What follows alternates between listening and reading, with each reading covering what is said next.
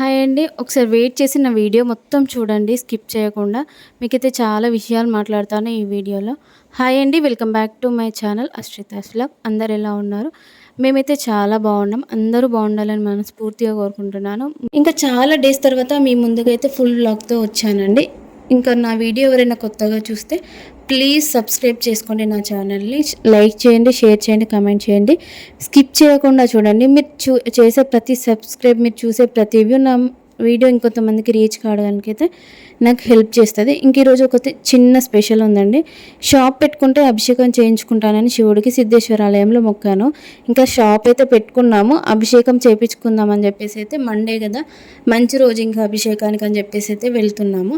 అందుకోసం అని చెప్పి ఇల్లంతా క్లీన్ చేసుకుంటున్నాము. మేమైతే కొత్త ఇంటికి షిఫ్ట్ అయ్యామని చెప్పాను కదా. ఇంకా చాలా డేస్ నుండి అయితే మేమైతే షాప్ పెట్టుకుందాం అని చెప్పి ఏదో ఒక బిజినెస్ పెట్టుకోవాలని చెప్పేసి ఆశతోటి ఉంటుండే, కానీ ఏ రోజు సక్సెస్ కాలేదు. నాకు అప్పుడే ఒక వీడియో చూస్తున్నా ఇన్స్టాగ్రామ్లో.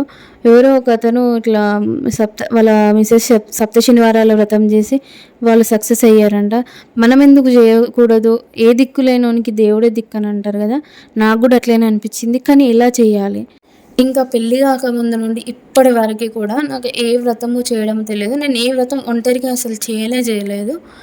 ఇంకా ఎలాగైనా కూడా సప్త శనివార వ్రతం చేయాలి అని నా మనసులో పడ్డది అంతే. మా హస్బెండ్ని కూడా అడిగాను, ఓకే అన్నాడు, చేసుకోమన్నాడు. ఇంకా దానికంటే 6 months ముందే మేమైతే తిరుపతికి వెళ్ళొచ్చాము. ఇంకా నేను పుట్టినప్పటి నుంచి అసలుకి తిరుపతికి వెళ్ళలేదంటే ఎవరైనా నమ్ముతారా? 25 years నుంచి అసలు నేను తిరుపతికే వెళ్ళలేదు. ఇంకా చాలాసార్లు ట్రై చేసాం, చాలా ప్లాన్ వేసుకున్నా కూడా అసలు సక్సెస్ కాలేకపోయాము. దేవుడి దగ్గర నుంచి పిలుపు వచ్చింది. అసలు నాకు ఆనందం, అసలు ఎంత ఆనందం వేసిందంటే అంత ఆనందం వేసింది. మా పేరెంట్స్ అందరు వెళ్ళిరు, మా ఫ్యామిలీలో నన్ను ఒక్కదాన్నే వెళ్ళలేకపోతాను తిరుపతికి. లాస్ట్కి అయితే వెళ్ళొచ్చాక శనివారం ఫాస్టింగ్ పట్టుకున్నాను.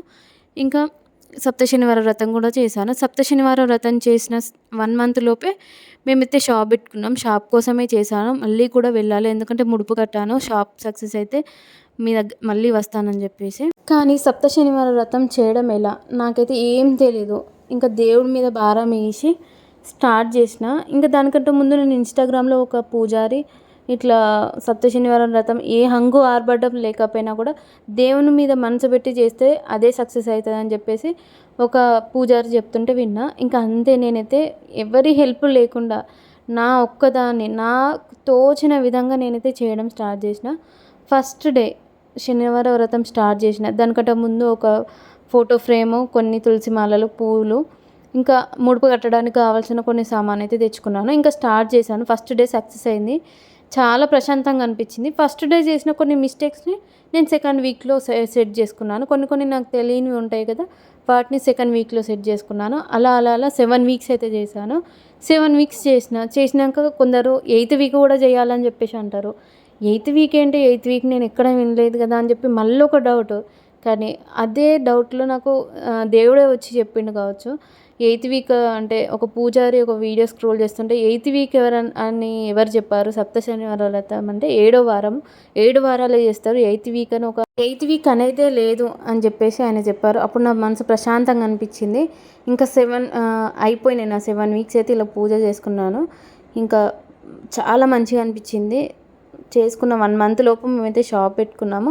ఇంకా ఈ వినాయకుడి దేవుడు, ఇంకా ఇక్కడ అరుణాచలం దేవుడిది అరుణాచలం వెళ్ళినప్పుడు తెచ్చుకున్నాను. ఈ వెంకటేశ్వర స్వామి పాదాలేమో మొన్న తిరుపతి వెళ్ళాం కదా అప్పుడు తెచ్చుకున్నాం. వెంకటేశ్వర స్వామి విగ్రహం ఏమో మా ఫ్యామిలీ ఫ్రెండ్స్ అన్నయ్య వాళ్ళని చెప్పాం కదా, అన్నయ్య వాళ్ళు తెచ్చారు మొన్న తిరుపతికి వెళ్ళినప్పుడు. ఈ ఫోటో ఫ్రేమ్ సప్త శనివార వ్రతంకి స్టార్ట్ చేసినప్పుడు తెచ్చుకున్నాను. ఈ 2 ఫోటో ఫ్రేమ్స్ పెద్దవి. మేము ఫస్ట్ మా పెళ్ళైనాక మా ఫస్ట్ పూజ అప్పుడు. ఇంకా సమ్మక్క సారక్క ఫోటో సమ్మక్కకు వెళ్ళినప్పుడు తెచ్చుకున్నాం. ఇంకా వరంగల్ అంటే భద్రకాళి మాత ఫోటో ఉండాలి కదా ఇంట్లో. అప్పుడు భద్రకాళి టెంపుల్కి వెళ్ళినప్పుడు భద్రకాళి మాత ఫోటో తెచ్చుకున్నాము. ఇంకా పనులన్నీ పూర్తి చేసుకొని ఇంట్లో పూజ కూడా కంప్లీట్ చేసుకొని సిద్ధేశ్వర ఆలయంకి అయితే వెళ్ళినాము. ఇంకా ఎవ్రీ శివరాత్రికి అసలు ఒక జాతర అండి సిద్ధేశ్వర ఆలయంలో. ఎవరైనా హన్మకొండ వరంగల్ వాళ్ళు వెళ్ళకుంటే వెళ్ళండి, చాలా బాగుంటుంది టెంపుల్ కూడా. ఇంకా ఈవినింగ్ టైంలో వెళ్ళండి, చాలా ప్రశాంతంగా ఉంటుంది. లేకుంటే ఎర్లీ మార్నింగ్ వెళ్ళండి. ఈ టెంపుల్ వచ్చేసి మన పద్మాక్షమ్మ గుట్ట ఉంటుంది కదా, ఆపోజిట్లో ఉంటుంది, కొంచెం లోపలికి ఉంటుంది. ఇంకా మా పనులన్నీ కంప్లీట్ అయిపోయేసరికి అయితే 11 అయింది. మంచి ఎండలో వెళ్ళాం టెంపుల్కి అయితే. ఈరోజు మండే కాబట్టి 1 వరకు ఉంటుందట, ఇంకా తెలుసుకొని వెళ్ళాము. మార్నింగ్ నుంచి 1 వరకు ఉంటుందట. మళ్ళీ ఈవినింగ్ ఉంటుంది కావచ్చు. ఇంకా అంత డీటెయిల్స్ అయితే నాకేం తెలియదు. ఇంకా మీరెవరైనా సప్తశనివార వ్రతం స్టార్ట్ చేద్దామని ప్లాన్లో ఉంటే కంపల్సరీగా స్టార్ట్ చేయండి. మీ మనసు దేవుని దగ్గర పెట్టి చేయండి అంతే. అంతకు మించి ఏ హంగు ఆర్భాటం చేయకపోయినా ఏం కాదు. మనం బయట నుంచి మారేడు పత్రులను కొన్ని పూలు తీసుకోపోతే సరిపోతుంది. అక్కడే అన్నీ దొరుకుతాయి. కొబ్బరికాయ, విభూతి, పంచామృతం, అభిషేకం చేయడానికి అన్నీ దొరుకుతాయి. వాళ్ళే ఇస్తారు 100 రూపీస్ ఇస్తే. ఇంకా మేమైతే పూజ చేయించుకొని ఇంటికి వచ్చాము. ఇంతే మన video. Thank you so much for watching. ఎవరైనా కొత్తగా చూస్తే please subscribe my channel, share చేయండి, కామెంట్ చేయండి. చాలా ప్రశాంతంగా అనిపించింది పూజ అయితే. బాయ్.